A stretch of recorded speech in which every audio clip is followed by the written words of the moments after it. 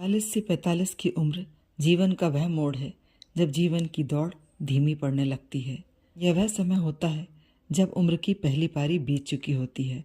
Career, family, संपत्ति अर्जित करना, सुविधाएं जुटाना, और अब आता है स्थिरता और ठहराव का समय। बहुत ज़्यादा की अब ज़रूरत नहीं होती। अटैचमेंट भी लोगों से, चीज़ों से कम होना शुरू हो जाता है। यही उचित समय है।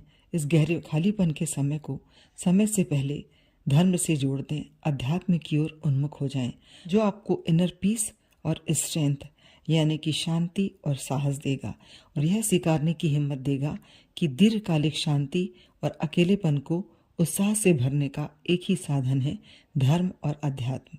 जानते हैं धर्म से आपका जुड़ाव क्यों जरूरी है। यह एक व्यवहारिक और अनिवार्य आवश्यकता है।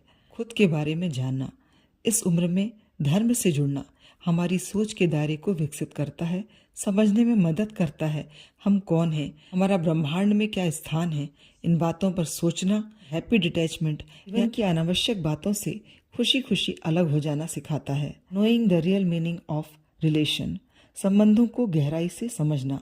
रिश्तों के संकीर्ण दायरे से निकलकर हमें रिश्तों को गहराई से समझने का, संबंधों को सुधारने का और रिश्तों को लेकर अपनी सोच को विकसित करने का आधार देता है धर्म। न केवल मानवीय रिश्तों से, प्रकृति से, जीव जंतुओं के दर्द को समझना, प्रकृति के प्रति संवेदनशीलता गहराई से समझने में मदद करता है धर्म और आध्यात्म। धर्म हमें मानसिक और भावनात्मक रूप से स्थिरता प्रदान करता है।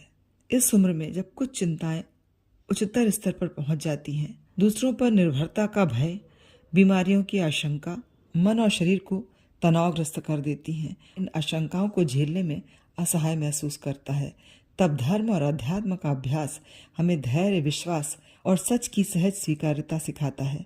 यह जुड़ाव हमारी चिंताओं को प्रबंधित करता है और शांति और लचीलापन प्रदान करता है।